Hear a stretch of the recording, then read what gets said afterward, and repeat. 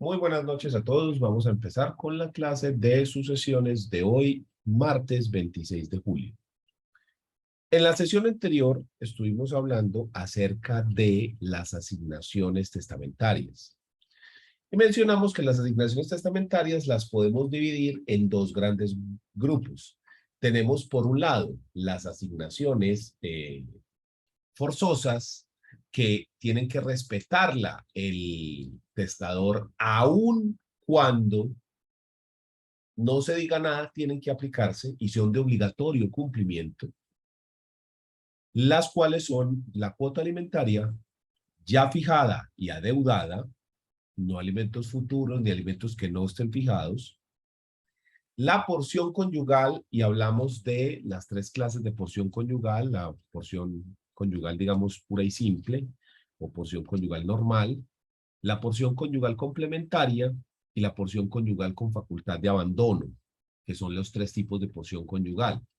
Recordando siempre que la porción conyugal no es compatible con gananciales ni con la herencia. Es decir, que si el cónyuge supérstite opta por porción conyugal, no podrá recibir gananciales ni herencia. ¿Listo? Y obviamente al revés también, si se opta por gananciales y o herencia, pues no se podrá recibir bajo ninguna circunstancia la porción conyugal. Y por último, mencionamos el tema de las legítimas. Las legítimas son la porción que la ley obliga que se deje a los legitimarios. Y mencionamos que en Colombia son legitimarios los hijos personalmente o representados por su descendencia, los ascendientes, es decir, los padres, y los padres adoptantes, ¿sí? Es decir, ascendientes al fin y al cabo. No serán legitimarios entonces el cónyuge, los hermanos, los sobrinos, ni mucho menos el Instituto Colombiano de Bienestar Familiar. ¿Y esto por qué es importante? Porque yo estoy obligado a dejarle a los legitimarios la mitad de la masa, que es lo que llamamos la mitad legitimaria. Sí o sí, le tengo que dejar la mitad. La única razón por la cual yo pudiese excluir de esa mitad legitimaria a una persona es porque yo, dentro del testamento, desherede a esa persona. Y la desherede si cumplo con alguna de las causales de desheredamiento que tiene el artículo 1266, que ya habíamos analizado en una clase anterior. Es decir, por haber cometido injuria grave contra el testador en su persona, honor, bienes, o en la persona, honor o bienes de su cónyuge o de cualquiera de sus ascendientes o descendientes. O por no haberle socorrido en estado de demencia o destitución pudiendo, o por haberse valido de fuerza o dolo para impedirle testar. Y también la última, que es por haberse casado sin el consentimiento de un ascendiente cuando se necesite, que es cuando las personas son menores de edad. Los mayores de 14, menores de 18 que se les van a casar, necesitan la autorización del padre o en subsidio la de la justicia. Si no se hace, la sanción para ese matrimonio que es válido es esta, ¿sí? No hay sanción de nulidad de ese matrimonio, sino que la sanción es esta. Entonces, la única razón por la cual yo puedo dejar sin su legítima a un legitimario es porque éste haya sido desheredado.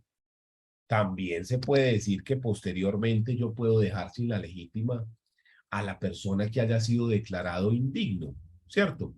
Pero realmente, como la indignidad es un proceso que ocurre después de la muerte del causante, entonces realmente la indignidad no la podemos concebir en ese orden de ideas como para dejar a alguien sin legítima, ¿cierto?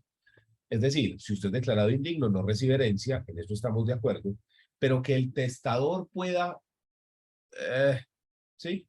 No, porque para eso están las causales de desheredamiento. Igual las de indignidad, pues por si queda alguna duda, ya las habíamos visto también, pero está regulada en el artículo 1025 del Código Civil. Estas son las causales de indignidad para que se tengan en cuenta. ¿Listo? Muy bien. Entonces,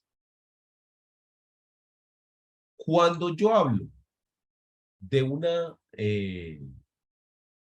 asignación forzosa, estoy hablando de una asignación que sí o sí se la tengo que dejar a la persona, a la cual yo no me puedo saltar, yo no puedo obviar, porque en caso de que se obvie, esto podría generar fácilmente una nulidad del testamento. Lo bueno es que las legítimas solamente operan en el primer y en el segundo orden hereditario, ya que como los legitimarios son solamente los descendientes y los ascendientes, pues entonces no tendrá operancia ni en el segundo, perdón, ni en el tercero, ni en el cuarto, ni en el quinto orden hereditario. En todo caso, ya sabemos que las tenemos que cumplir sí o sí. Y el mismo código lo menciona de esta forma cuando las define en el artículo 1226. Asignaciones forzosas son las que el testador está obligado a hacer y que se suplen cuando no las ha hecho, aún en perjuicio de sus disposiciones testamentarias. Y son asignaciones forzosas entonces los alimentos que se debe por ley a ciertas personas, la porción conyugal y las legítimas. ¿Listo? Entonces ahí está la definición perfecta. Vamos a pasar a hablar entonces acerca de las asignaciones voluntarias. También podemos definirlas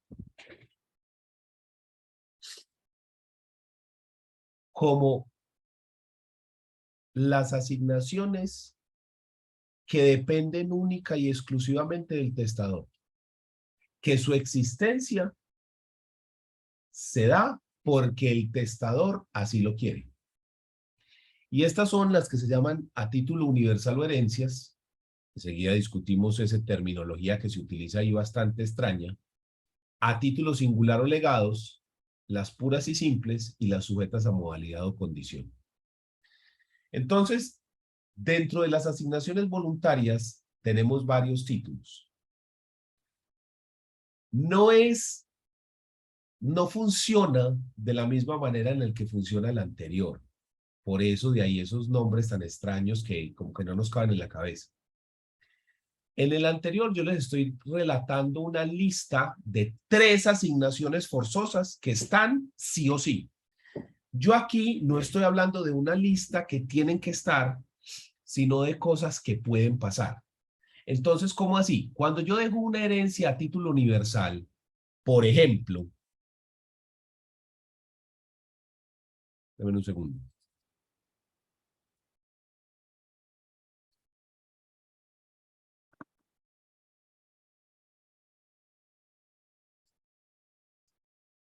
En este testamento abierto, que ya lo habíamos visto antes, en este testamento abierto, llega por acá la testadora, que es Rina Esther Nova Castro, y nos dice, no tengo ascendencia ni descendencia legítima o adoptiva ni de ninguna especie, motivo por el cual deseo dejar todos mis bienes a mi hermana Ediderlinda Nova Castro, a quien va dirigida mi voluntad y a quien nombro como heredero universal de todos mis bienes muebles.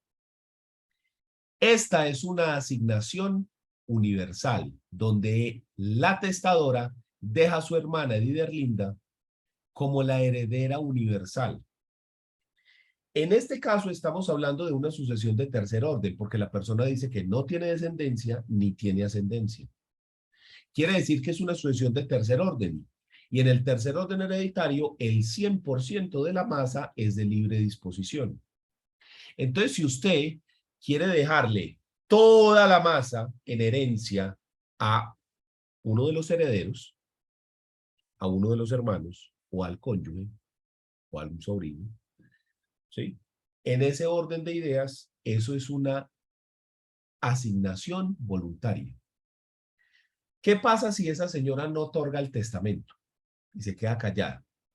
Al momento de su fallecimiento, al no tener descendencia ni ascendencia, abrimos sucesión de tercer orden, en cuyo caso repartimos 50% para el cónyuge y 50% para los hermanos.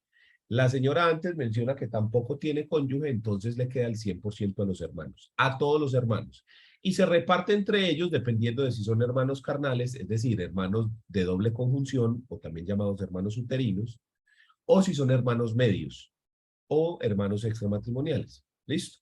En ese orden de ideas, si ella se queda callada, la herencia se reparte entre todos los hermanos, según como nos menciona el artículo 1047 del Código Civil, que es el que regula la sucesión intestada. ¿Estamos?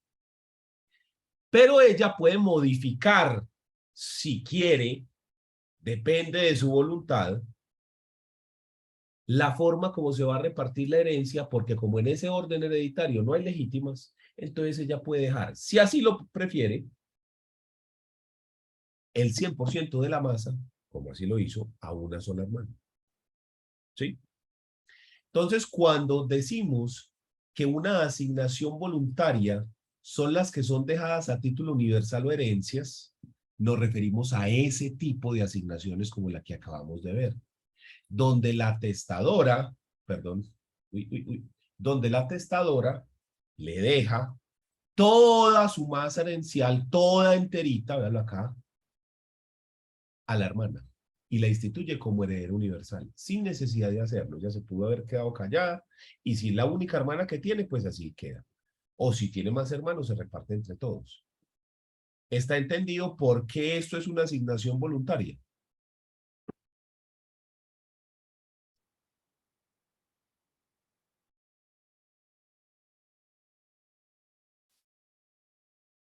El que calla otorga, o sea que supongo que sí. Profe, sí. Listo. Segunda, las que son a título singular o legados. Un legado es cuando se le deja a una persona en específico, por sus características específicas, una porción de la masa. Entonces nosotros cogemos a una persona que puede que no sea un heredero, que sea un extraño totalmente, que sea una persona de las que no están llamadas a heredar, y dejarle a esa persona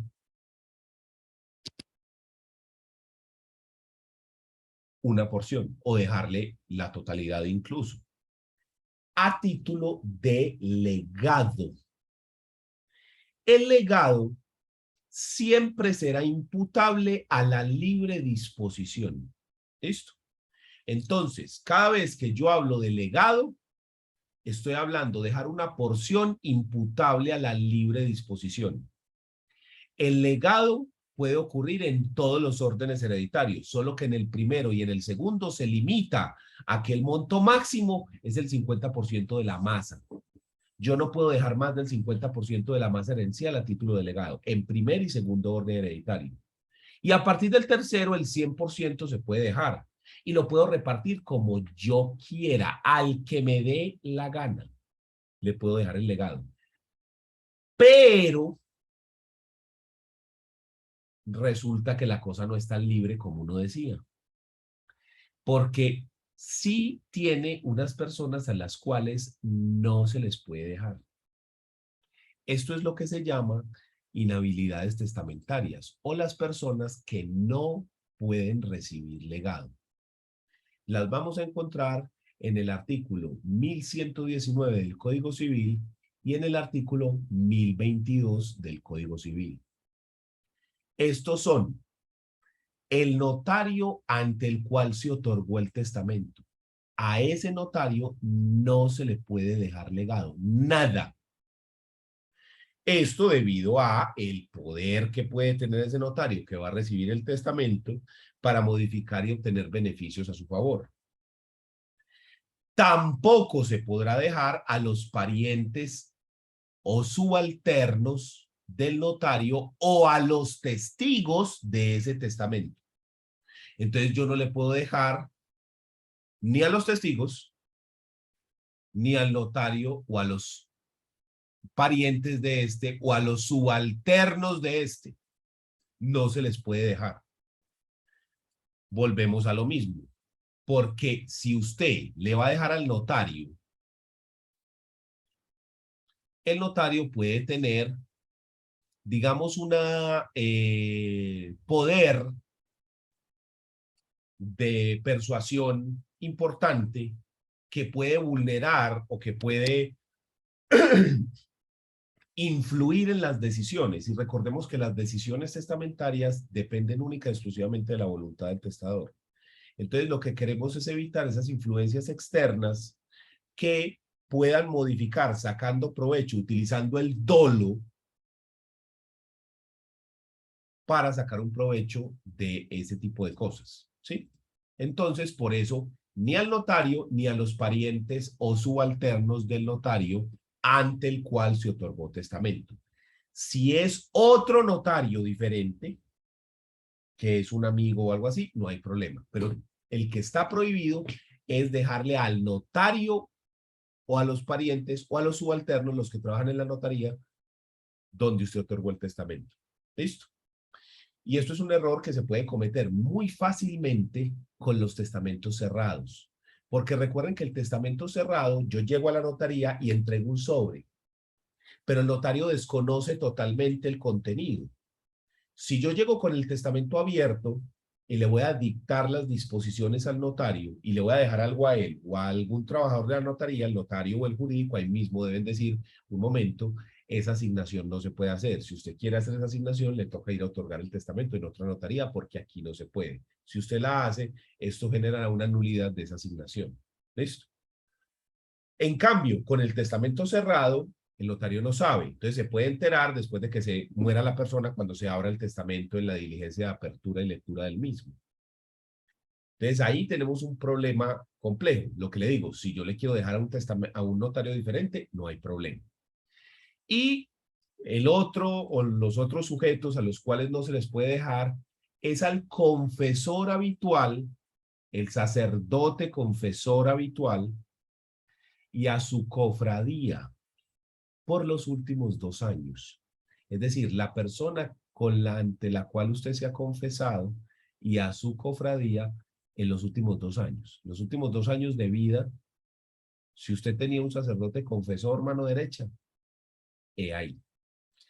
¿Por qué esto? Quien no sepa por qué no pertenece a la religión católica o simplemente porque no sabe, en la religión católica se indica que las personas cometemos pecados.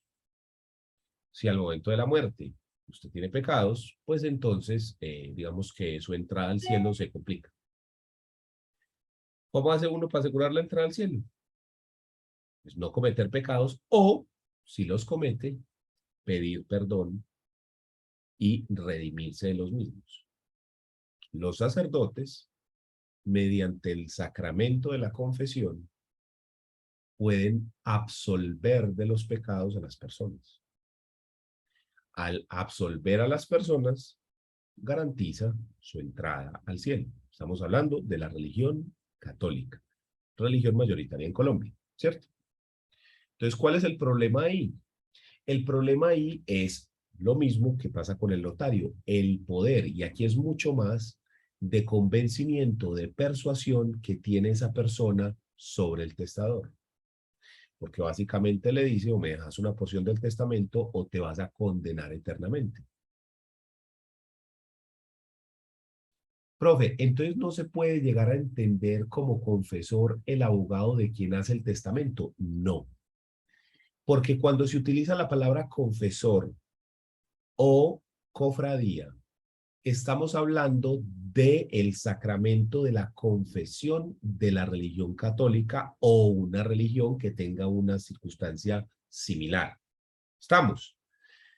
Si bien el abogado utiliza o digamos que tiene una relación similar en el sentido que la persona tiene que contar sus pecados, tiene que contar sus circunstancias especiales.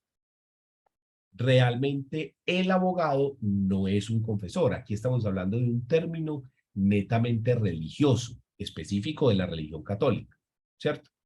Entonces, lo que queremos evitar aquí, que mira que con el abogado no es tanto, no hay esa influencia así, es que esa persona que tiene ese poder, si lo querés llamar poder divino, poder de lo que vos como lo quieras denominar, de asegurar la entrada al cielo de la salvación perpetua y demás, que esa persona te ponga como condición que le dejes algo o todo, ¿sí? Porque entonces ahí ya la cosa se está torciendo muy feo. En cambio, con el abogado, mira que vos sí le puedes dejar al abogado. Al abogado sí le puedes dejar. ¿Por qué? Porque realmente el abogado, ¿qué poder de persuasión tiene? Si no me dejas en el testamento, entonces dejo que te metan a la cárcel, ¿o qué? Si ves que no hay como ese poder. O sea, yo no tengo esa influencia tan fuerte que pueda tener esa persona que desempeña esa labor. ¿Estamos? Entonces, por eso es que no aparece el abogado ahí. O sea, que sí se le puede dejar. O sea, que si ustedes me quieren dejar a mí, también no hay problema. Mira que ni siquiera dice el abogado que asesora el testamento. Ni siquiera lo dice. Porque aun cuando usted sea quien asesore el testamento, ese testamento tiene que ser aceptado por el testador. Y yo como abogado sí no puedo ser testigo. ¿Por qué no? Porque cuando usted se viene para las inhabilidades testamentarias, las inhabilidades de los testigos, perdón, acá. Entonces, acá tenemos relación con el testador y tenemos dependientes o trabajadores. Si bien el abogado no es un trabajador del testador, porque no existe relación laboral, es decir, que no hay subordinación, dependencia ni salario, yo sí puedo decir que uno sí es una especie de dependiente. Porque hay una dependencia económica en cierta parte. No es que usted depende de su subsistencia, no, pero sí el trabajo que usted está haciendo tiene que ser remunerado. Entonces usted depende de que esa persona le remuneren mediante honorarios, no salario, ese trabajo que usted realizó. Usted tiene una asesoría con esa persona. En la medida que la persona esté satisfecha con su trabajo, pues entonces la persona más fácil le paga, más fácil lo recomienda y demás. Entonces yo sí creo que ahí puede haber una relación de dependencia. Eh, incluso si usted amplía la palabra trabajador en el sentido de que yo le estoy prestando un servicio al testador, yo no debería ser testigo. ¿Sí? Es más, si usted me pide asesoría para eso y dice que quiere que yo sea el testigo, le digo que no, para evitar problemas futuros en una posible nulidad del testamento. Pero lo que sí se puede hacer es dejarle al abogado, para que lo tengan ahí pues en cuenta. Pero esto es un tema pues que realmente es abierto, no es un tema que esté clarísimo en la ley. Porque primero, las normas son muy antiguas y segundo, las leyes en Colombia se caracterizan por no ser tan específicas, sino tener una guía general y de ahí viene la interpretación. Entonces, realmente la postura puede ser que sí o que no, dependerá de la argumentación y de lo que opine el juez en un momento dado. Pero yo sabiendo que eso puede dar lugar mínimo a la discusión en un proceso de nulidad, prefiero no hacerlo, porque cuando a mí me contratan para asesorar un testamento, la idea es que el testamento vaya súper bien, sin sobresaltos. ¿Sí? Así se gane. Es como cuando usted monta en avión. Usted quiere un viaje que sea sereno. A nadie le gusta la turbulencia. Y uno sabe que los aviones no se caen por la turbulencia. ¿Sí? Pero a nadie le gusta viajar con turbulencia. ¿sí? Ni siquiera los pilotos, a nadie. Sí, yo no conozco el primero que diga, ay, espectacular esa turbulencia. No, nunca nadie. ¿Sí? Y no se va a caer, va a llegar igual. ¿Sí? De pronto hasta más rápido porque le meten más candela para salir de la turbulencia más rápido. Pero es lo mismo, usted no quiere eso, no es una experiencia que usted desea. ¿Ya? Es más, muchas personas le cogen miedo a volar por eso, que se montan, tuvieron un vuelo con una turbulencia muy fuerte y le quedan cogiendo miedo al asunto. Entonces, para mí, abrir la puerta siquiera a la discusión, así yo sepa que tengo todas las de ganar, para mí es como una turbulencia. O sea, eso no es el resultado deseado. ¿Ya? Entonces, no es algo que yo vaya a aconsejar. Siempre que yo vea que por ese lado puede haber turbulencia, le digo, no, mono, por ahí no. Más bien por este lado. Más bien por... sí, pero hacemos otra cosa, pero no eso. Para evitar tener que discutirlo. Es que la embarrada es abrir la puerta a la discusión. ¿Estamos? Preguntas.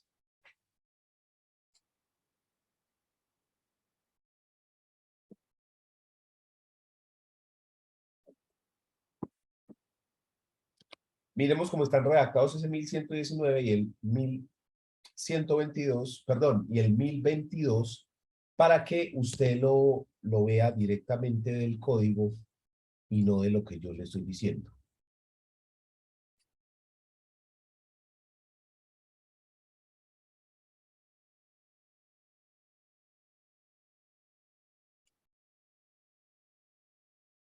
Diez veintidós, incapacidad del confesor y su cofradía y sus deudos, o sea, familiares.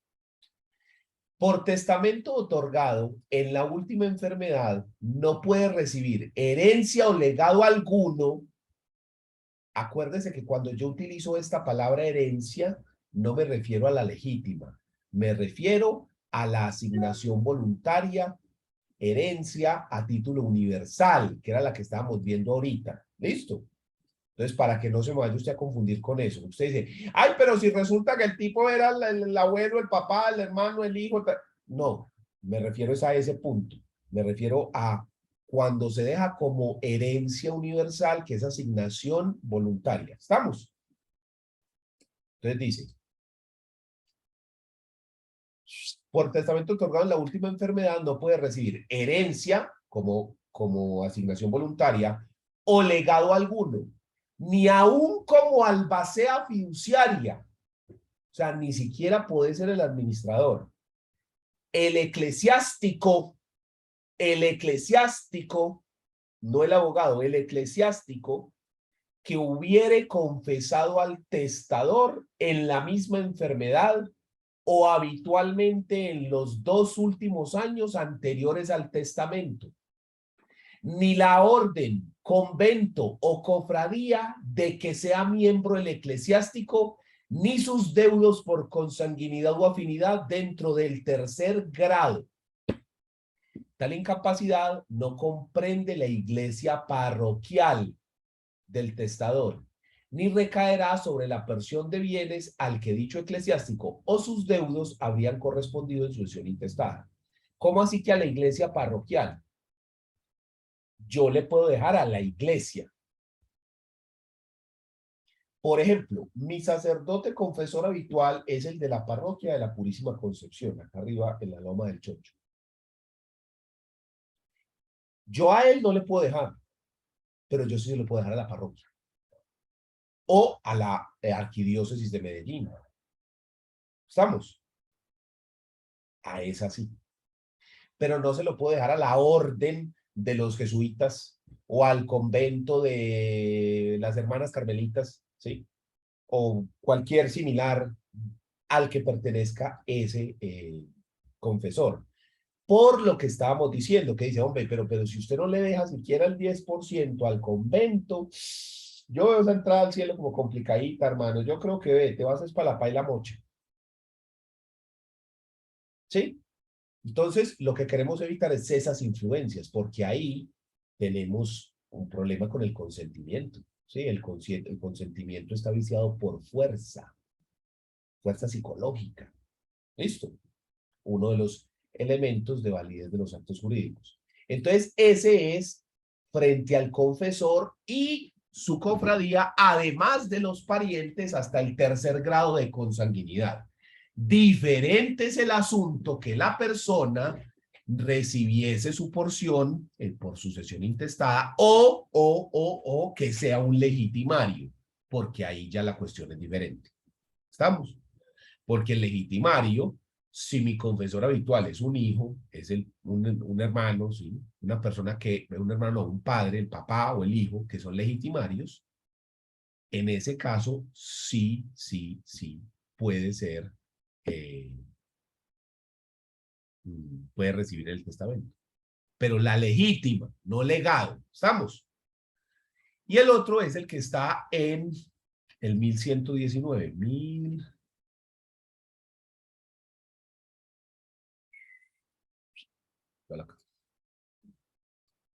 Invalidez de disposiciones a favor de notario y testigos.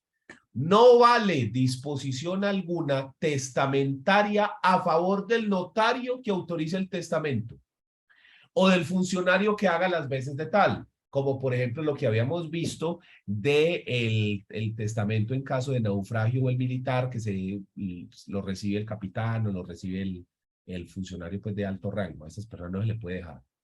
O del cónyuge de dicho notario, cónyuge subrayado porque también está el compañero permanente, o funcionario, o de cualquiera de los ascendientes, descendientes, hermanos, cuñados o sirvientes, sirvientes se cambia por empleados, asalariados del mismo.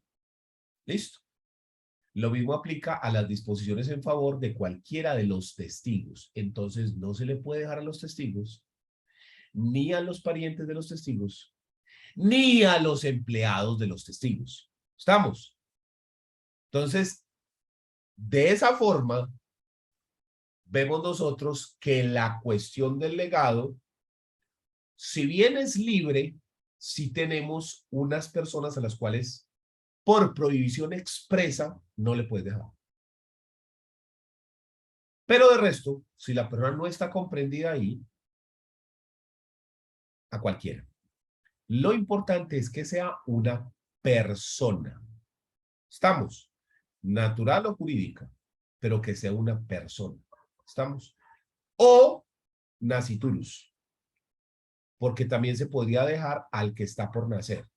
Porque si bien todavía no es persona, se tiene la esperanza de que así lo sea, entonces se puede dejar al nasciturus perfectamente y en caso de que no, se puede dejar una disposición subsidiaria, como por ejemplo se deja a mi nieto que está por nacer, y en caso de que no llegase a nacer, se repartirá a Juan, ¿sí? O a cualquier otra cosa, o se reparte en sucesión intestada, ¿sí? O acrecienta la porción de las legítimas.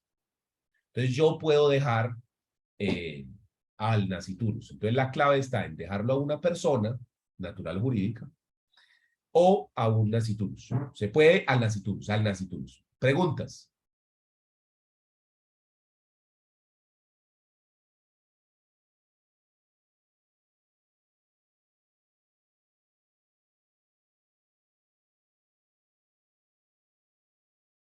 Entonces supongo que está supremamente claro el asunto entonces.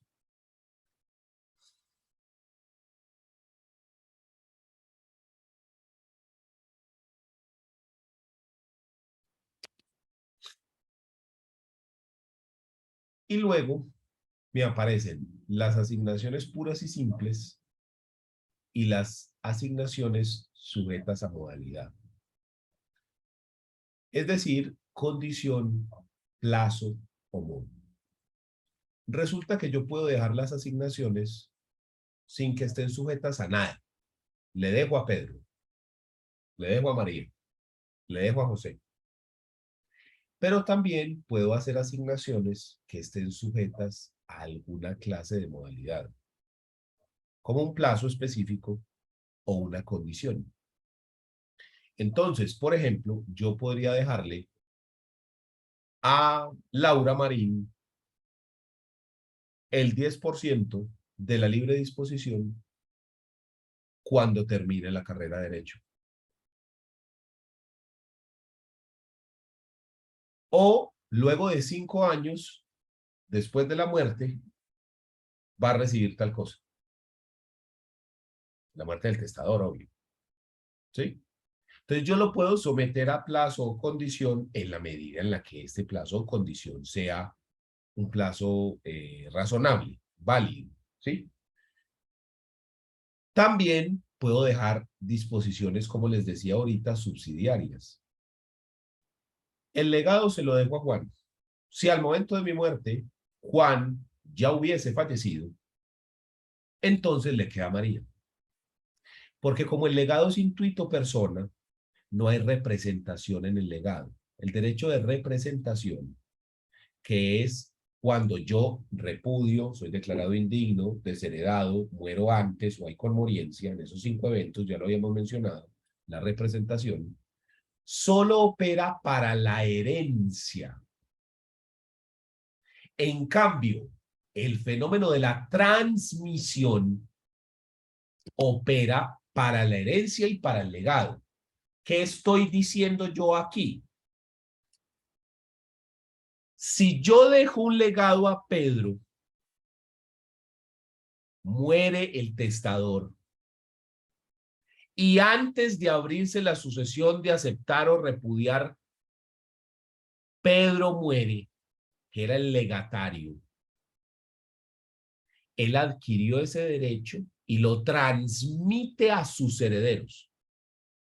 Porque mire que el artículo 1014 del Código Civil dice, si el heredero o legatario cuyos derechos a la sucesión no han prescrito fallece antes de haber aceptado o repudiado la herencia o legado que le ha sido deferido, transmite a sus herederos el derecho a aceptar dicha herencia o legado. En cambio, en el tema de representación, la función es diferente. Porque mire que en el segundo inciso del artículo 1041 nos dice que la representación es una ficción legal en que se supone que una persona tiene el lugar y por consiguiente el grado de parentesco y los derechos hereditarios que tendría su padre o madre. Entonces, si se le deja legado a una persona y esa persona muere antes que el testador, ese legado se pierde. Como eso puede ocurrir, yo puedo dejar una disposición subsidiaria diciendo, va el legado para Pedro, pero si Pedro muere antes, entonces el legado le queda al hijo de Pedro, o a Juan, o a María, o al que yo quiera, ¿cierto? Siempre que respete las inhabilidades que habíamos dicho, de quién no puede recibir. Diferente el asunto a que lleguemos al momento de la muerte del causante, del testador, y posterior a eso muera el, el, el, el legatario. ¿Alguna duda?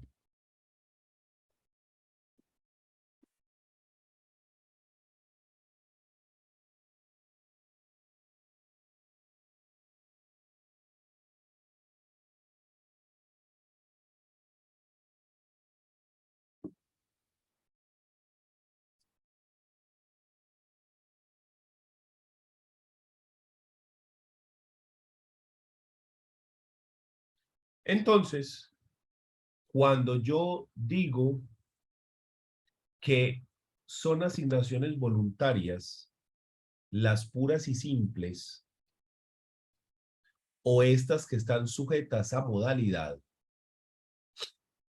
me refiero a que yo puedo dejar una disposición, como por ejemplo, recuerdo que había un capítulo de El Chapulín Colorado, en la cual a una persona, un tío, le deja una casa si pasa una noche en ella. Entonces ustedes lo recordarán. Ese capítulo está el sobrino y entonces llega en una noche así toda miedosa con una tormenta a la propiedad y La condición es que se quede al menos esa noche para recibir la casa y entonces lo empiezan a espantar y toda la cosa, tratando de que no cumpla la condición. Eso es una condición. Y no hay absolutamente ningún problema para ponerla. Vea, ¿sí?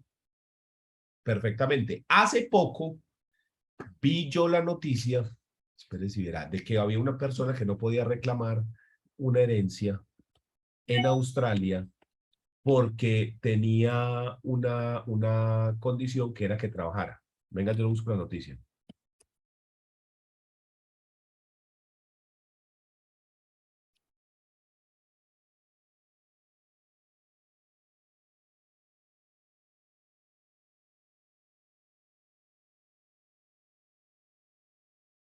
Véalo acá. Aquí está la noticia que salió en un montón de medios, pero véala acá, del Tiempo. Mujer rechaza la única condición para recibir millonaria herencia para trabajar. Esto es Australia, donde tenemos un sistema diferente. Aquí, tal cual como está, no funcionaría. Podría funcionar la mitad, pero no tal cual como está. Entonces dice, ¿alguna vez ha pensado qué haría si recibiera una fortuna de casi 9 millones de dólares australianos, 25.000 millones de pesos colombianos? Muchas personas dirían que se retirarían de trabajar y se dedicarían a viajar por el mundo o a disfrutar del dinero recibido. Sin embargo, esta no es la historia de Claire Brown, una mujer australiana que heredó casi 9 millones de dólares de su padre y que para poder disfrutar de su fortuna tiene que buscarse un trabajo o, si no logra conseguirlo, puede ser voluntaria para contribuir a la sociedad. Esta noticia se dio a conocer por el medio local A Current Affair. Ahí Brown alega que se niega a cumplir con esa cláusula, pero aún así quiere obtener su herencia y por esa razón se presentó a la justicia para refutar la última solicitud de su padre. Clark sostiene que para ella es muy difícil conseguir un trabajo, ya que padece un trastorno por déficit de atención e hiperactividad. Y por esa razón le rogó al medio mencionado y a su familia que le dieran lo que es suyo por derecho. Creció con todos los privilegios. El padre de la mujer era un exitoso corredor de bolsa y acumuló a lo largo de su vida una gran fortuna. Brown, durante su infancia y adolescencia, gozó de privilegios y el dinero nunca fue un problema. Cuando la mujer se fue a vivir sola, su padre quiso que ella tuviera conciencia sobre el dinero. Por eso quería que se ganara su propio sustento y consiguiera trabajo. Sin embargo, él le concedió una asignación semanal de $500, 1 millón de pesos colombianos. Pero si ella quería más debía salir a ganárselo. Para Claire, este dinero no era suficiente y por eso tuvo que pedir beneficios sociales al gobierno para subsistir. En A Current Affair afirmó que su padre seguía presionándola para trabajar y según su relato abusaba financieramente de ella. Actualmente Brown vive con su esposa Lauren y su hija de 1 año en los suburbios del oeste de Sydney. Cuando su padre falleció a principios de este año, la mujer creía que terminarían sus problemas monetarios. Sin embargo, cuando fue a solicitar su fortuna, se dio cuenta que su padre había dejado en una cláusula que para poder obtener el dinero, ella debía estar empleada. Ahora la mujer alega que está viviendo una situación desesperante, ya que solo está sobreviviendo con la ayuda de asistencia social que recibe su esposa. Incluso a este mismo medio, la pareja de la mujer sostuvo que Brown tiene dificultades para completar tareas diarias y que necesita que muchas veces le recuerden cosas simples como comer. Vean, esta es la muchacha. ¿Sí?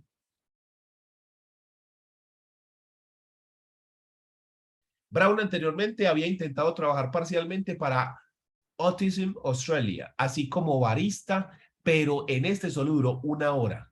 El primo de la mujer también decidió hablar con el medio de comunicación y acusó a su prima de utilizar su condición como chivo expiatorio. Además, comentó que sus esfuerzos por salir adelante son vergonzosos. El hombre concluyó que espera que Claire corrija su vida y que pueda hacer algo que contribuya a la sociedad. Y esa es la noticia. Entonces, en Colombia, esta disposición no se podría aplicar en su totalidad. ¿Por qué?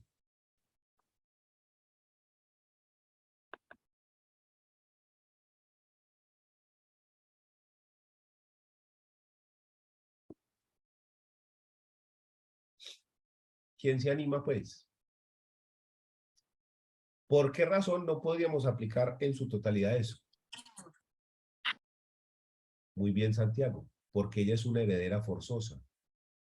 Es decir, es legitimaria. Y sobre la mitad legitimaria yo no puedo poner condiciones. Pero esos son 4.5 millones de dólares. Los otros 4.5 que serían libre disposición, sí los puedo someter a condición. Y la condición no tiene nada raro. Solamente dice que consiga un trabajo, que sea empleada. Nada más. Una condición realmente sencilla. Pues, hombre, uno es porque será muy malicioso o qué, pero yo le diría a Lina, empresaria, le digo, Lina, ve, hagamos un negocio, yo le doy $400,000 si usted me emplea y yo no hago nada.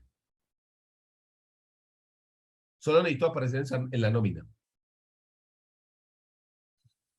Tal vez que uno es muy malicioso, pues, por ser de aquí o qué, pero hace rato lo hubiera resuelto. Tal vez puede que la noticia sea falsa, lo que usted quiera, pero pues a mí me llamó la atención porque realmente fue un caso que uno se queda como, ¿ah? ¿Perdón? ¿Sí? Entonces, helo ahí. Esas son condiciones que perfectamente son válidas, siempre y cuando estemos hablando de libre disposición. Si son legítimas, no, no, no y no pueden estar sometidas a condición. ¿Quién tiene alguna duda?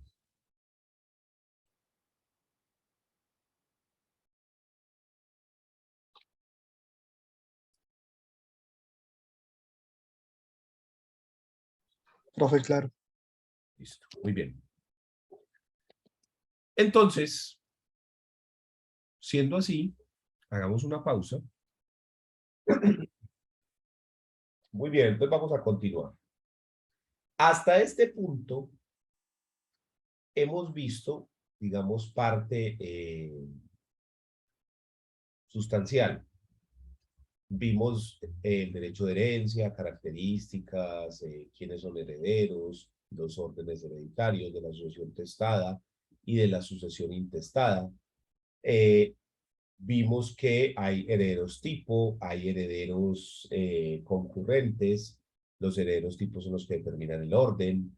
Luego pasamos a hablar de los fenómenos que ocurren dentro de las sucesiones y hablamos de cosas como la indignidad, el desheredamiento, la representación, la transmisión, la conmoriencia, la figura del legado versus la figura de herencia, y después pasamos a hablar directamente del testamento.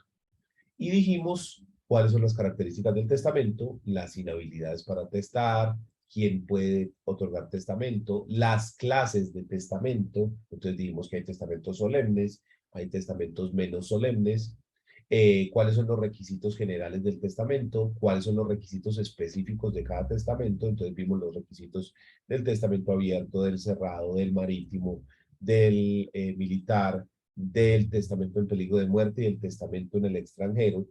Y también, viendo esos requisitos específicos, hablamos de las inhabilidades de los testigos. ¿Quién no puede servir de testigo en Colombia? Estos referidos específicamente al testamento abierto y al testamento cerrado. También vimos el contenido del testamento abierto, en el cual hablamos de qué es lo que contiene ese testamento, cuáles son las cosas que debe decir. Y mostramos los ejemplos del testamento abierto y del testamento cerrado. Uno de ellos fue el que vimos ahorita. El testamento abierto fue el que ahorita vimos de la señora esa Nova Castro.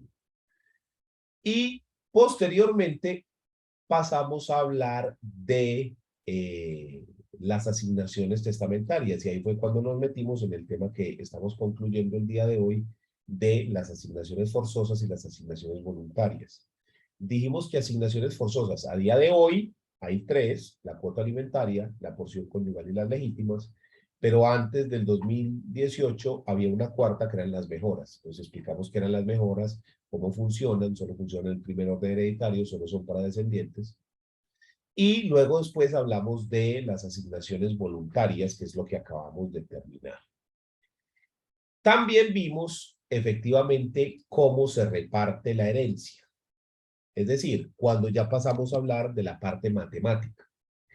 Para esto, nosotros dijimos que para repartir la herencia, para poder efectivamente llevar a cabo la repartición y adjudicarle a cada heredero lo que le corresponde por ley,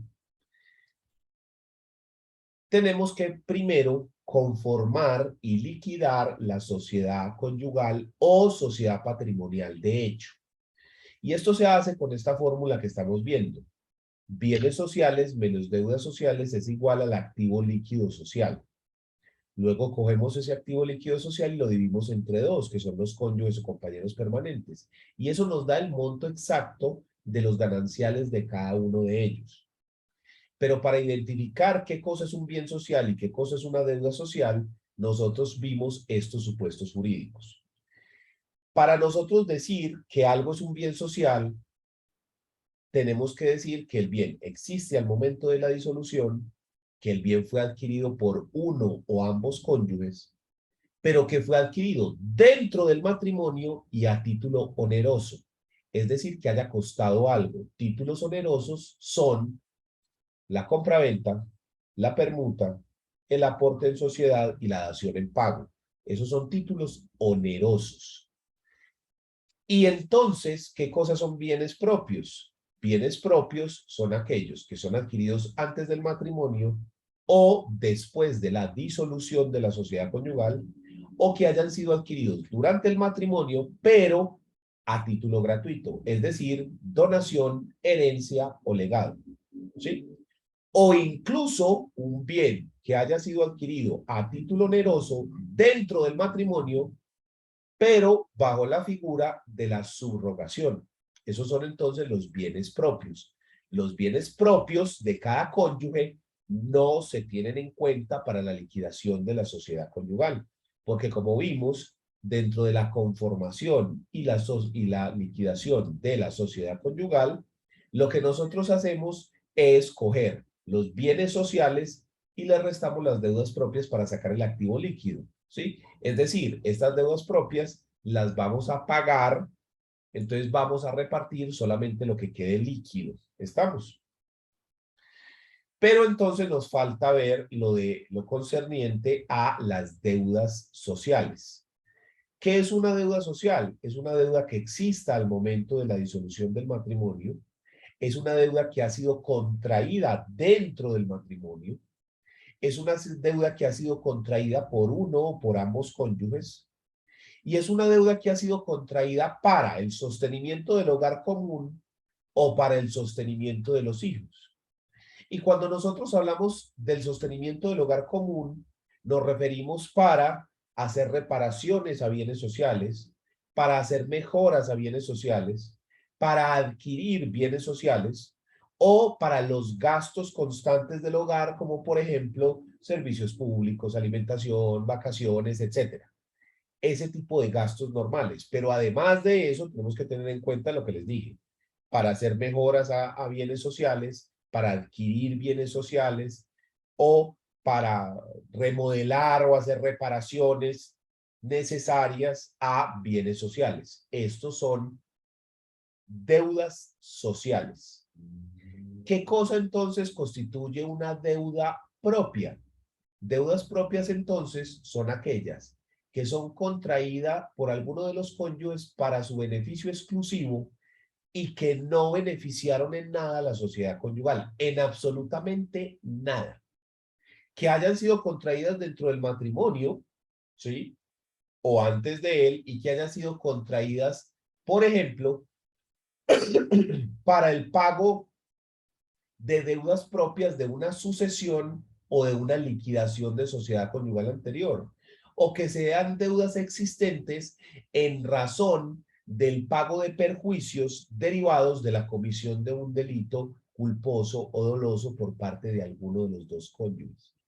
En esos escenarios hablamos de deudas propias, las cuales no serán tenidas en cuenta dentro de la conformación de la masa herencial. Entonces, una vez que tenemos ya los gananciales, siguiendo la fórmula que acabamos de ver, ¿sí?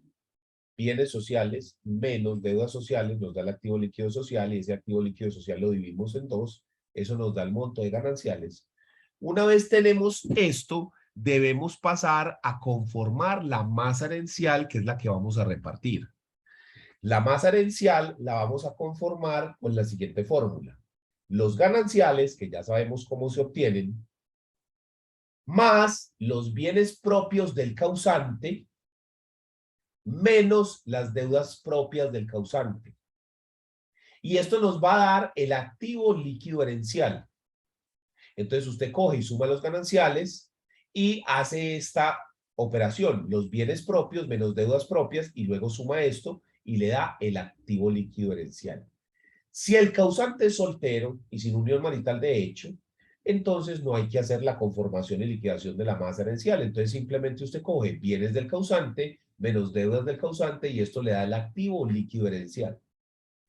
Ese activo líquido herencial es el que nosotros vamos a repartir dependiendo de las reglas que ya conocemos. Si estamos hablando de sucesión intestada, entonces nos tenemos que ir para las diferentes reglas que nos proponen el artículo 1045, si es primer orden hereditario, donde todos los hijos reciben en partes iguales. 1046, que es el segundo orden hereditario, donde se dice que si no hay hijos, todos los padres, pues el ascendiente, perdón, los ascendientes de grado más próximo reciben junto con el cónyuge por cabezas.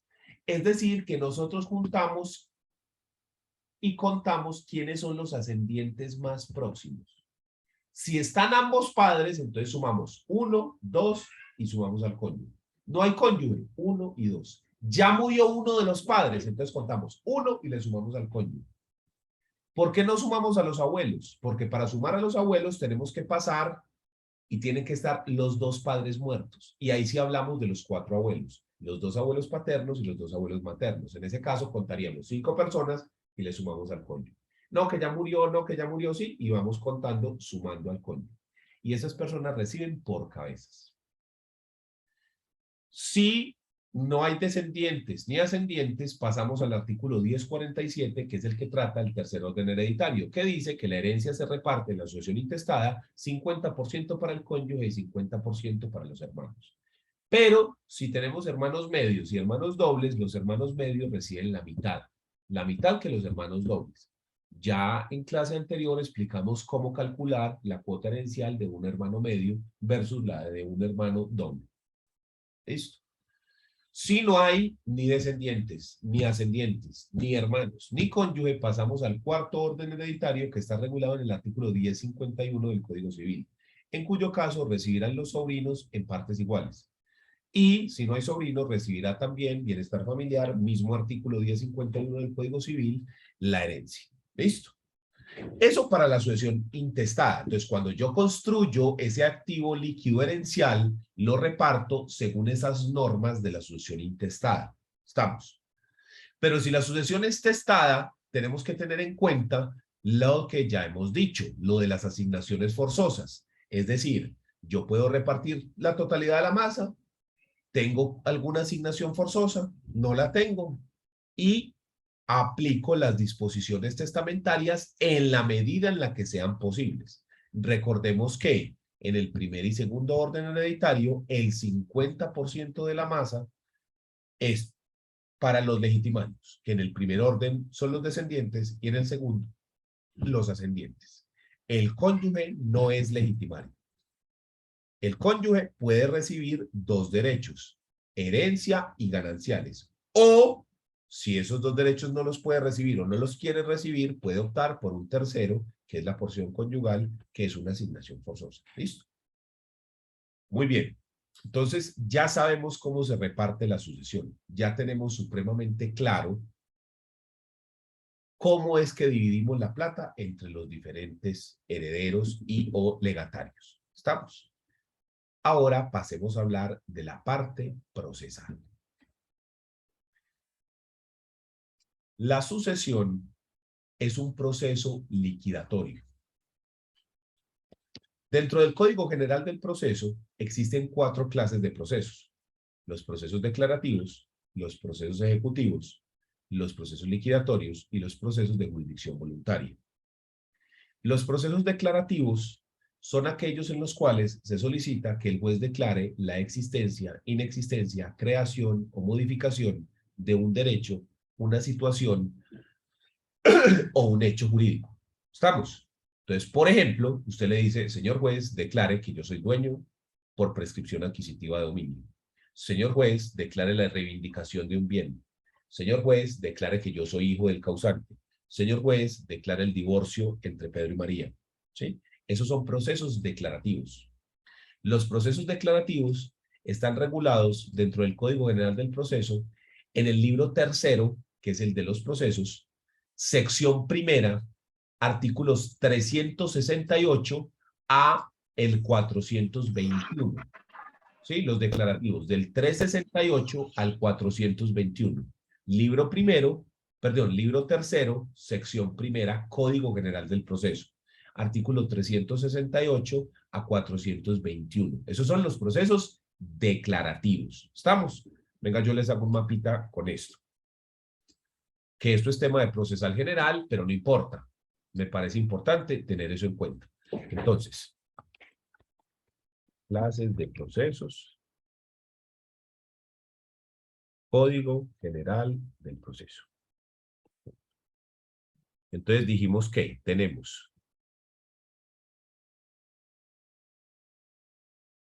declarativos, ejecutivos, liquidatorios, que es el que nos interesa, y de jurisdicción voluntaria.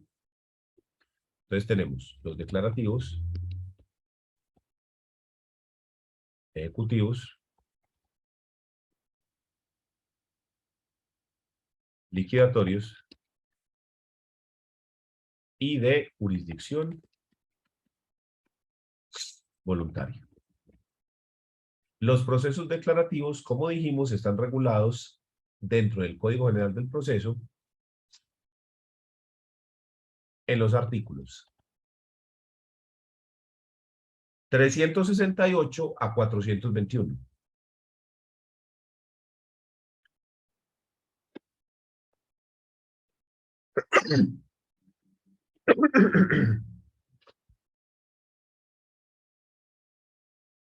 Perdón. Artículos 368 a 421. Los procesos ejecutivos están regulados dentro del mismo Código General del Proceso, libro tercero, el mismo libro que es el de los procesos, sección segunda, artículos 422 a 472.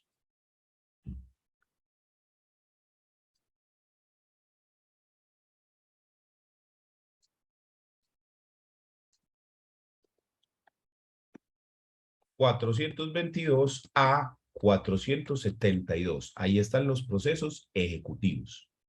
La finalidad del proceso ejecutivo es el cobro de una obligación que conste en un título ejecutivo.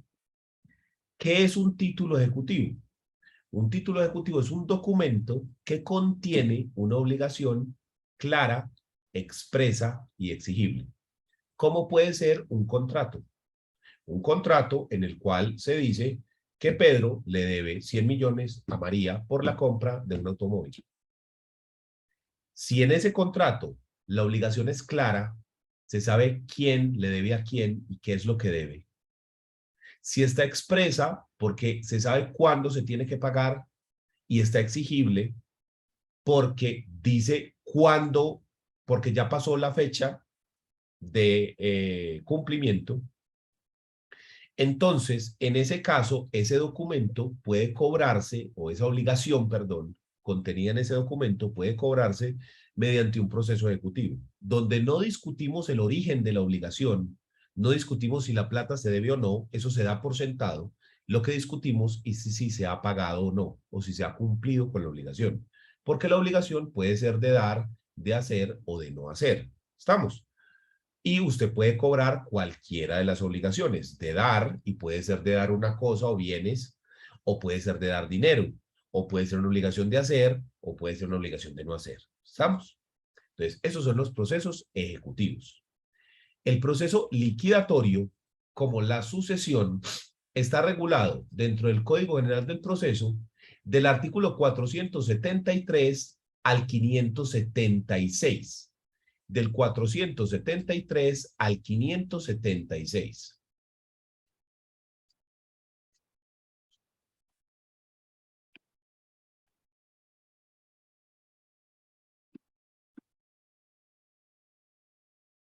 Todo esto, Código General del Proceso. Este es el mismo. Libro tercero, sección tercera, artículos 473 a 576. Ahí encontramos la sucesión. Los procesos liquidatorios se utilizan para repartir un patrimonio común entre los diferentes interesados.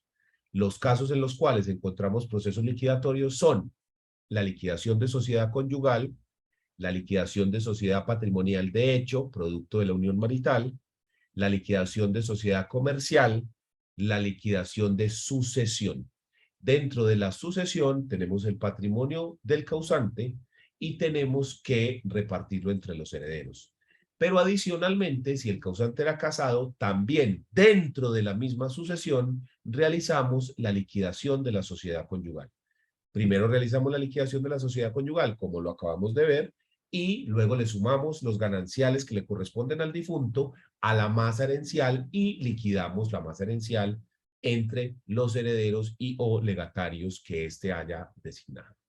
¿Estamos?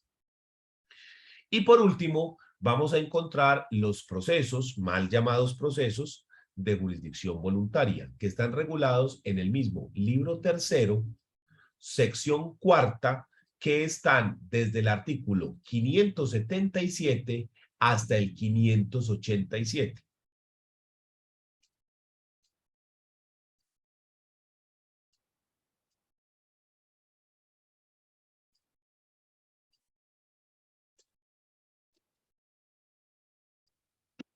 ...577 a 587.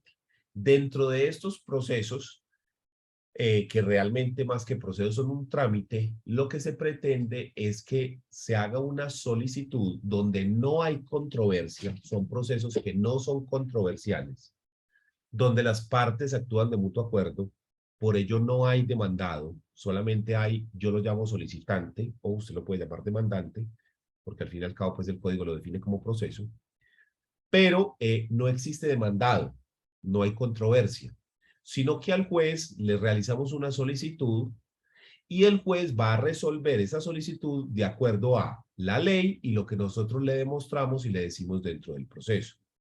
Las circunstancias que están reguladas por el proceso de jurisdicción voluntaria las encontramos dentro del artículo 577, que son, entre otras, las siguientes: la licencia en el numeral primero, que soliciten el padre o madre de familia o los guardadores para enajenar o gravar bienes de sus representados o para realizar otros actos que interesen a estos, la licencia para la emancipación voluntaria, la designación de guardadores, consejeros o administradores, la declaración de ausencia o la declaración de muerte presunta por desaparecimiento, la adjudicación, modificación o terminación de apoyos en la toma de decisiones promovido por la persona titular del acto jurídico. Esto fue modificado por el artículo 36 de la ley 1996 de 2019.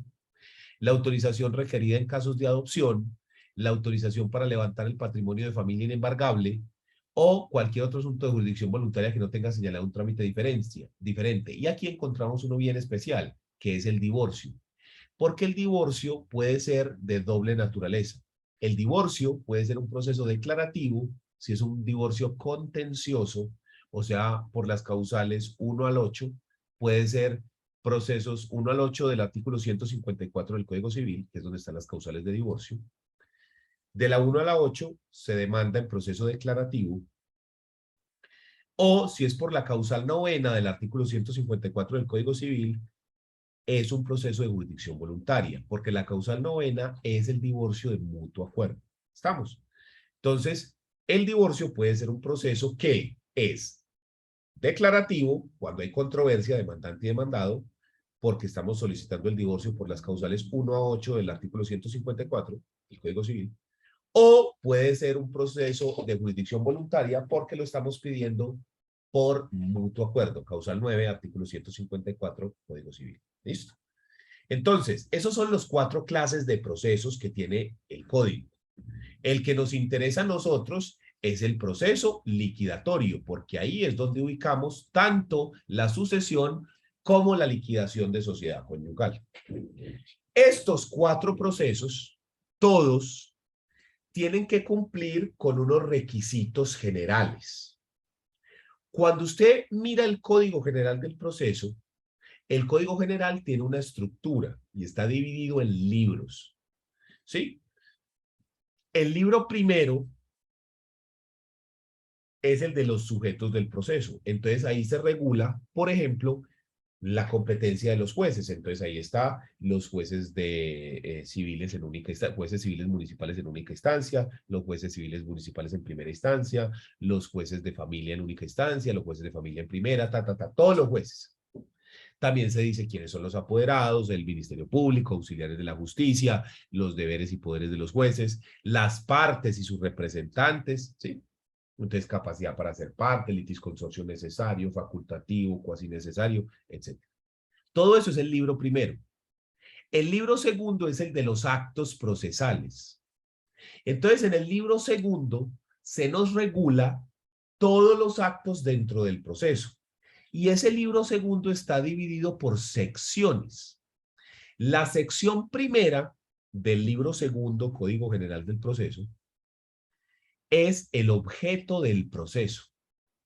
En esa sección primera, que empieza con el artículo 82 y termina con el artículo 102, está regulada los requisitos de la demanda, los requisitos de la contestación, la admisión, inadmisión, rechazo, la acumulación de pretensiones, la aclaración, corrección y reforma de la demanda, las excepciones de mérito, las excepciones previas, etc.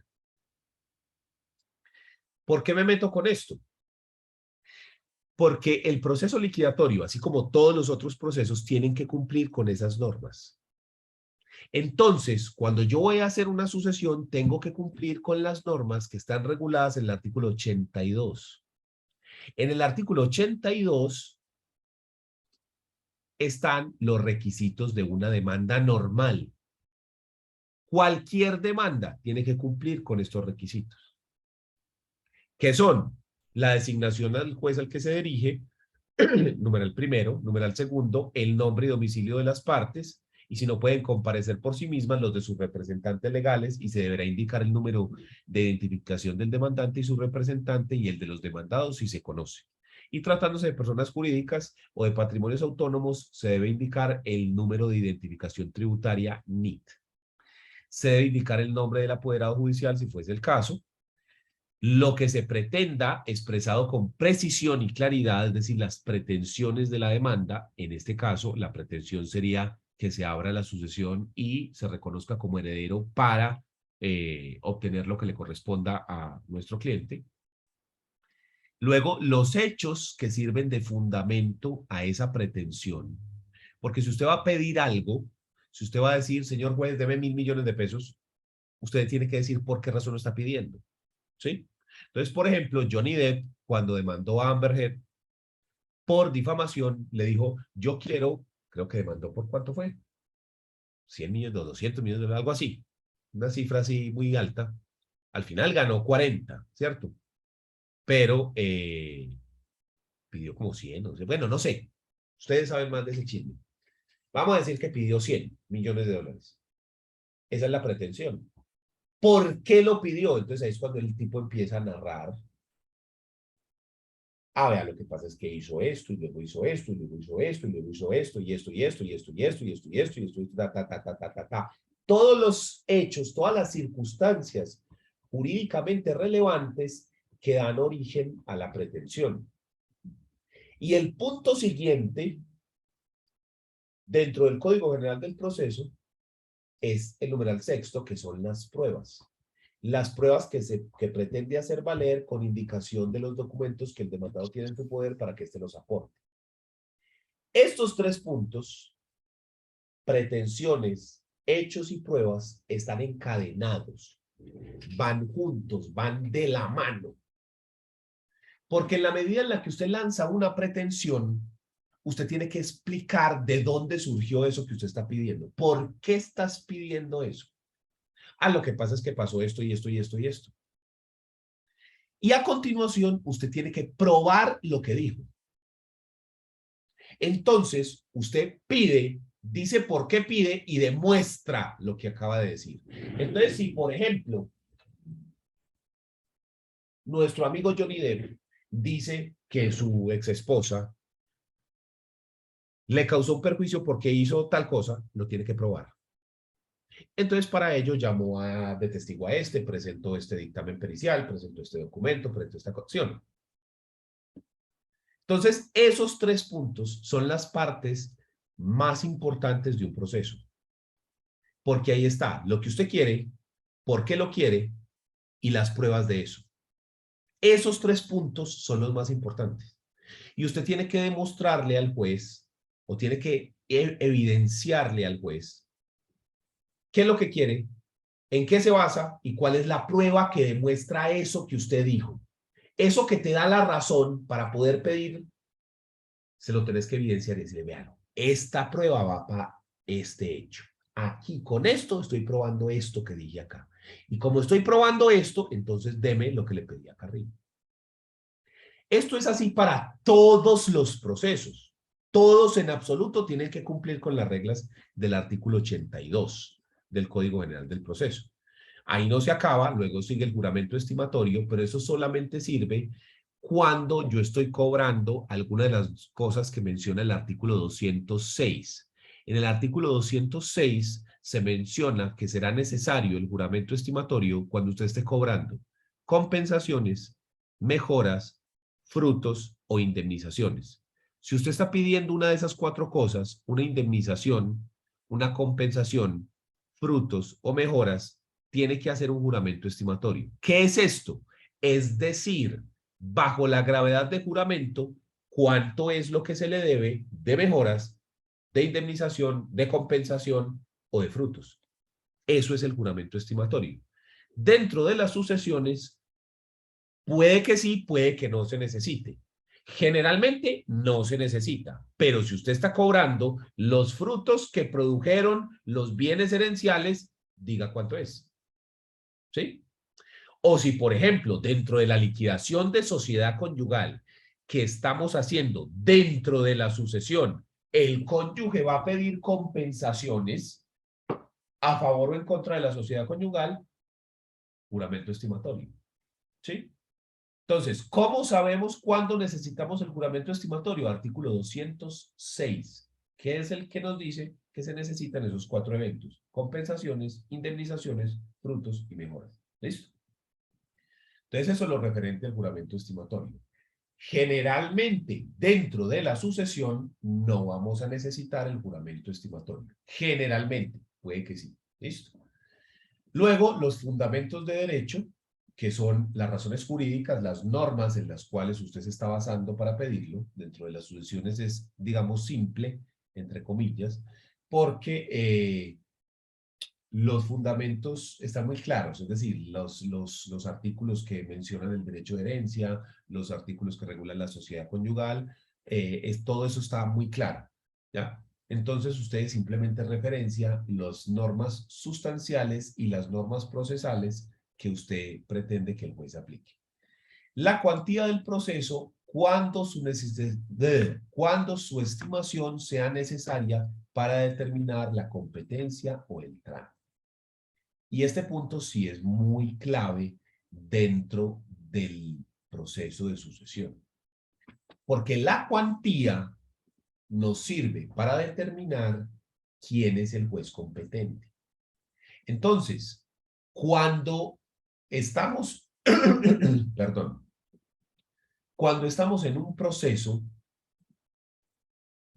y nos piden que determinemos la cuantía, esto se da porque si el proceso es de mínima cuantía, le corresponderá al juez civil municipal en única instancia. Si el proceso es de menor cuantía, le corresponderá al juez civil municipal, pero en primera instancia. Y en segunda, al juez de circuito.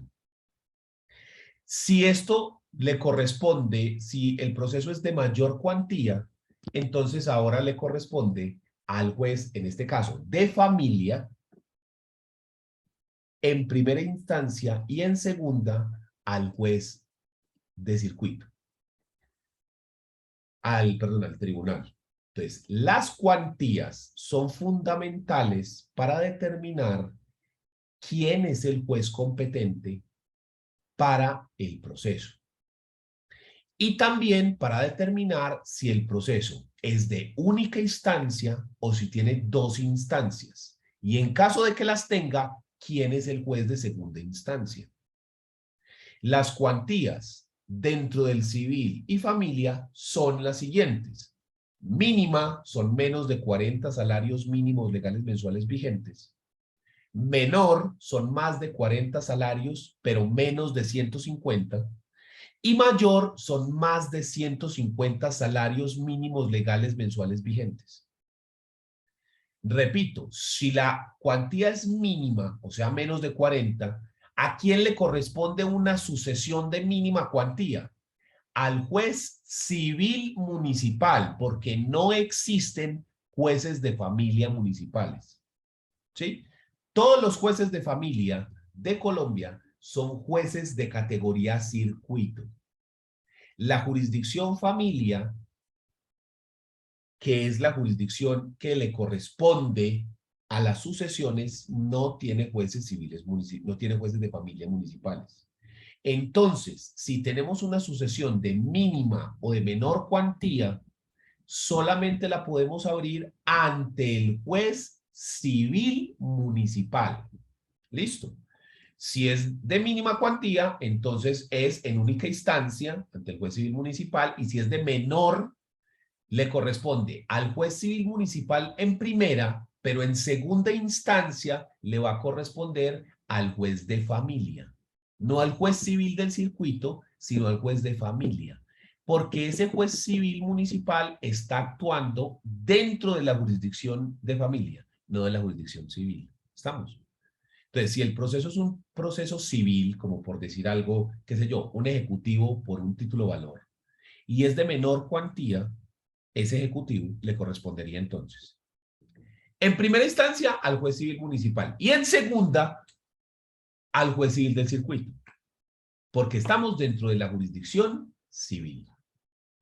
Si es una sucesión, como es el caso de esta materia, y es de menor cuantía, entonces le corresponde al juez civil municipal en primera, porque es jurisdicción de familia y no es jueces de familia municipales. Y en segunda le corresponde al juez de familia, que es el juez de circuito. ¿Estamos? Y si la sucesión es de mayor cuantía, es decir, que vale más de 150 salarios mínimos legales mensuales vigentes, entonces le corresponde al juez de familia en primera instancia y en segunda al Tribunal Superior de Distrito, Sala de Familia. ¿Estamos? Y antes de que me haga la pregunta, ¿puede haber casación en una sucesión? La respuesta es no. La casación solo aplica para los procesos declarativos, no aplica para los liquidatorios. Entonces, no puede haber casación. ¿Listo? Para que eso ya de una vez quede claro. Entonces, las sucesiones las podemos tramitar o ante el juez civil municipal o ante el juez de familia. ¿Listo? Todos estos requisitos que yo acabo de decir son los requisitos que están de manera general para todos los procesos, porque están dentro del Código General del Proceso en el libro segundo, que es el de los actos procesales. Entonces, esos requisitos son generales para todos. Pero la sucesión tiene unos requisitos adicionales, además de los requisitos del artículo 82, los requisitos de la demanda del artículo 82. Este proceso tiene unos requisitos adicionales. que están regulados en el artículo 489.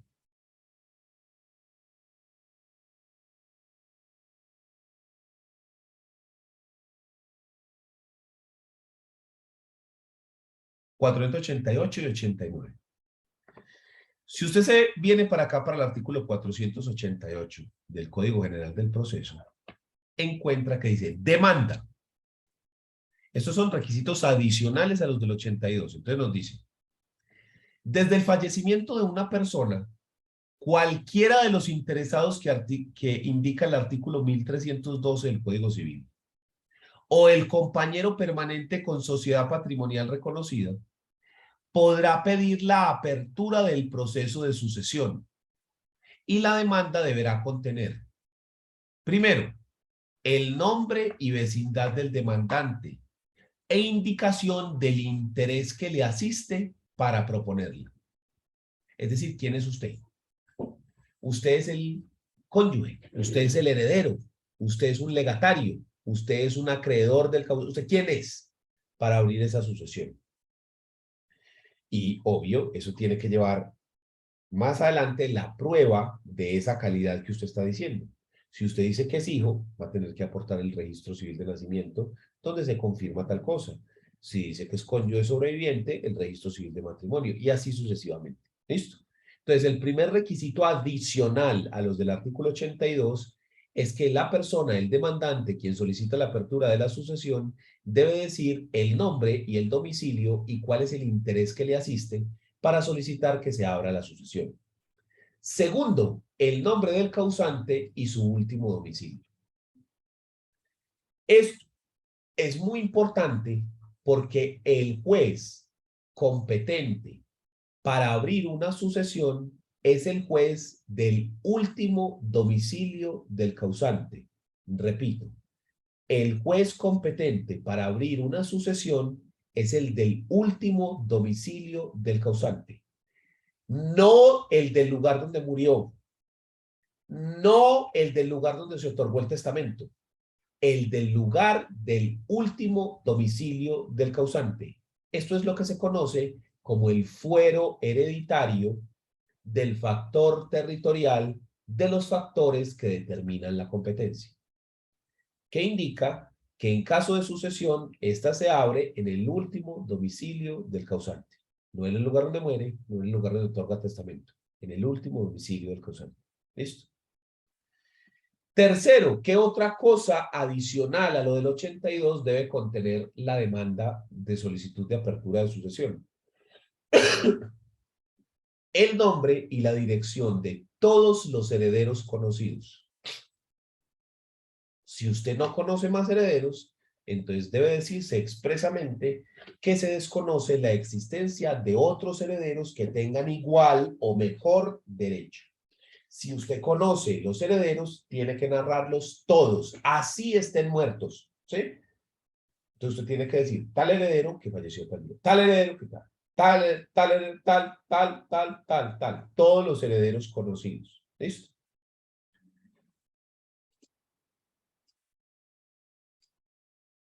Y cuarto y último requisito, la manifestación de si se acepta la herencia pura y simplemente o con beneficio de inventario. Cuando sea un heredero, pues, si usted si es el cónyuge sobreviviente que está pidiendo gananciales, pues no es necesario que haga esto. En caso de que se guarde silencio, se entenderá que la acepta con beneficio de inventario. ¿Qué es esto? Resulta que usted puede recibir la herencia pura y simplemente. Es decir, que usted recibe lo que el tipo dejó. Y si lo que dejó fue deudas, usted recibe las deudas y usted las paga con su patrimonio. Porque lo que le dejaron de herencia fue esta deuda, páguela. Eso se llama recibir pura y simplemente.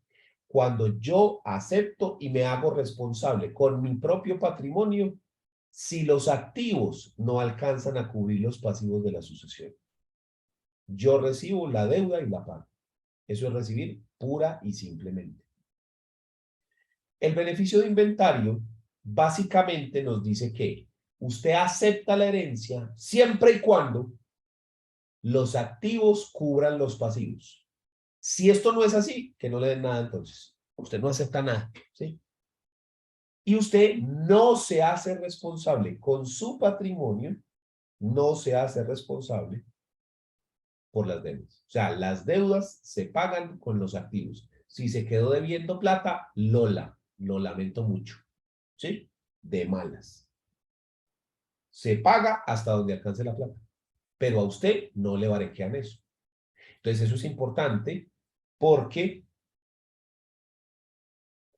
lo ideal, a menos que sea una cuestión de honor o algo de esa naturaleza, es que usted reciba con beneficio de inventario. Lo bueno es que el Código General del Proceso cambió, porque antes, con el Código de Procedimiento Civil, cuando yo vi sus sesiones, el profesor era supremamente estricto y supremamente exigente con que usted en la sucesión tenía que decir expresamente, subrayado con negrita y en rojo, que se acepta con beneficio de inventario, porque si no, pones a tu cliente a pagar.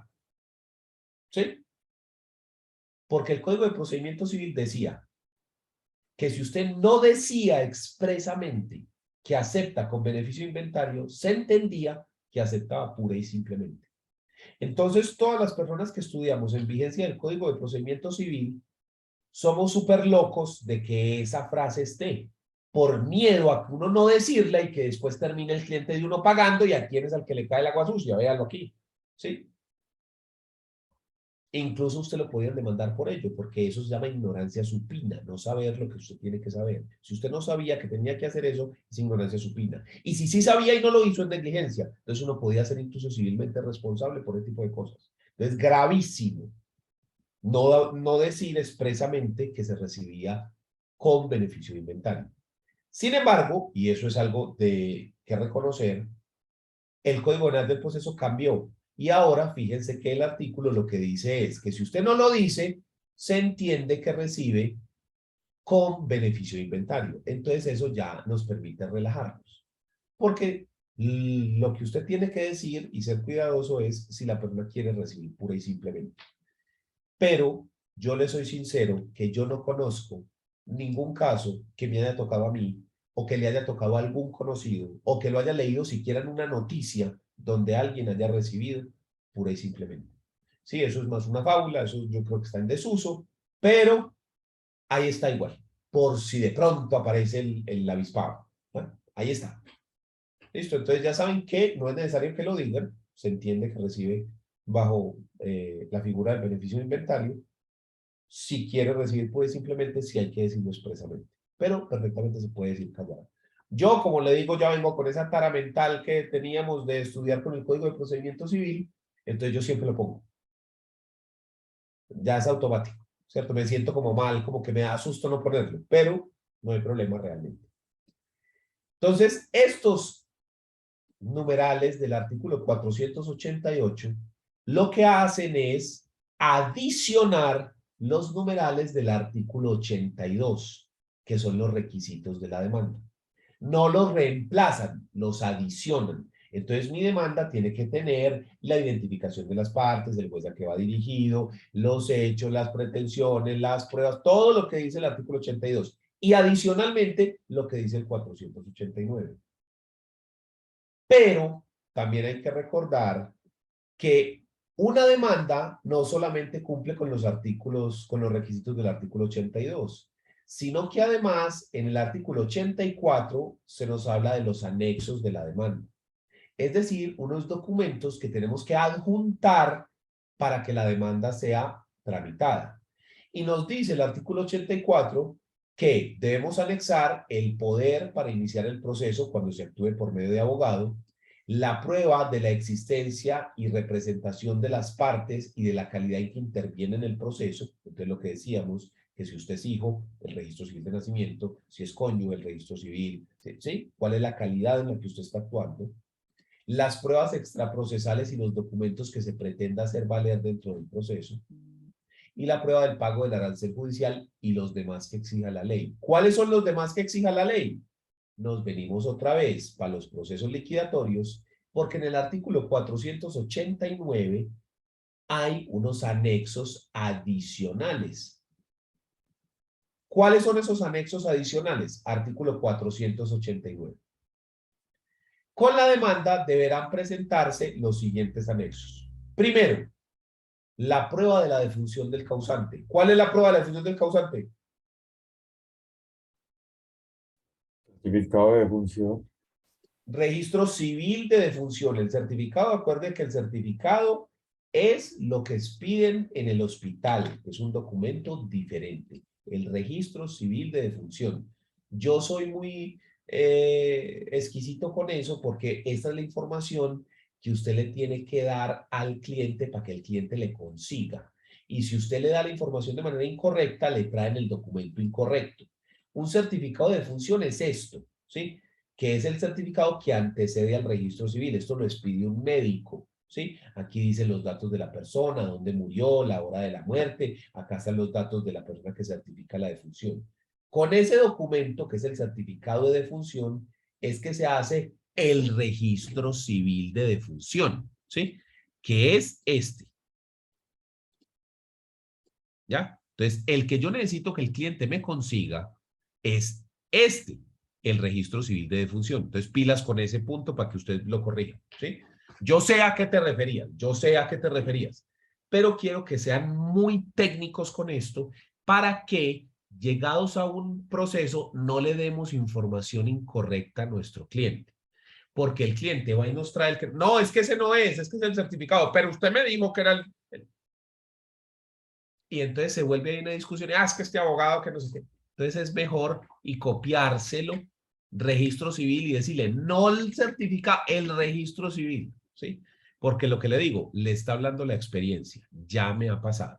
Entonces es mejor ser muy preciso con ese tema. Pero yo sé a qué te referías, entonces está bien. Hago simplemente la claridad para que eso quede listo. ¿Qué otra cosa necesito para ir ya finalizando? ¿Qué otra cosa se necesita? Se necesita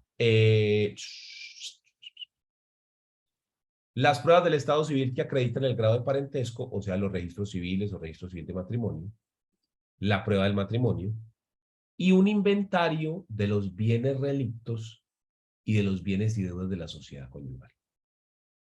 Y en ese punto vamos a dejar la clase de hoy. Porque el inventario, ese inventario, en la próxima clase vemos cómo se hace, que tiene que tener la identificación de los bienes y si son inmuebles hay que tener el certificado de tradición de libertad, los linderos, la forma de adquisición y el valor. Listo. Entonces vamos a dejar así por hoy y la próxima clase continuamos con el inventario de bienes. ¿Alguien tiene alguna duda o algún comentario?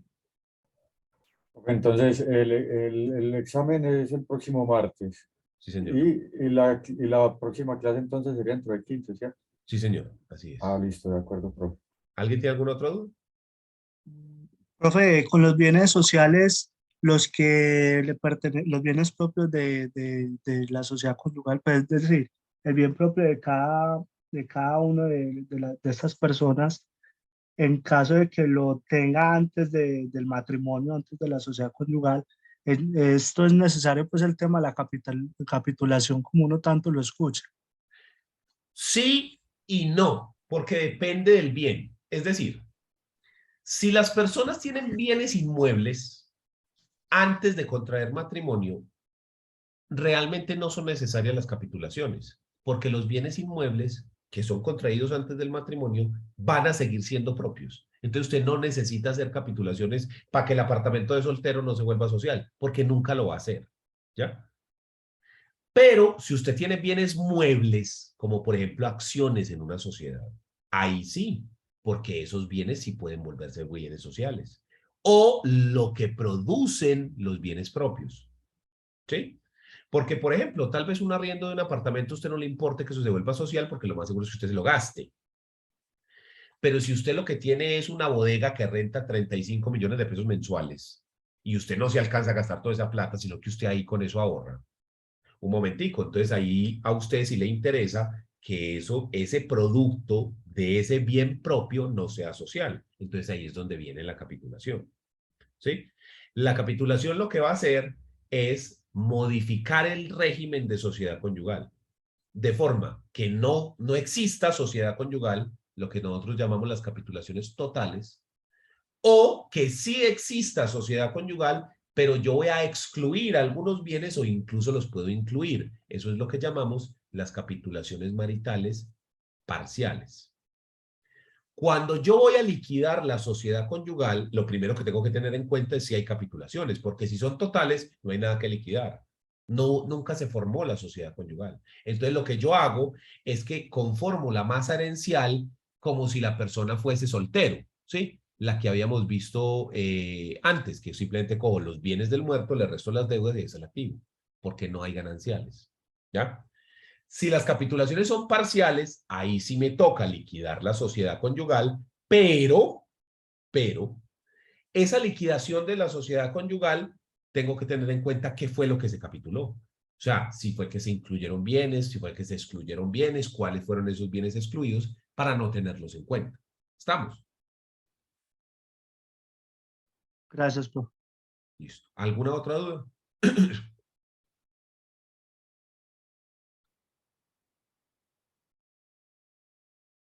Muy bien. Entonces dejamos ahí.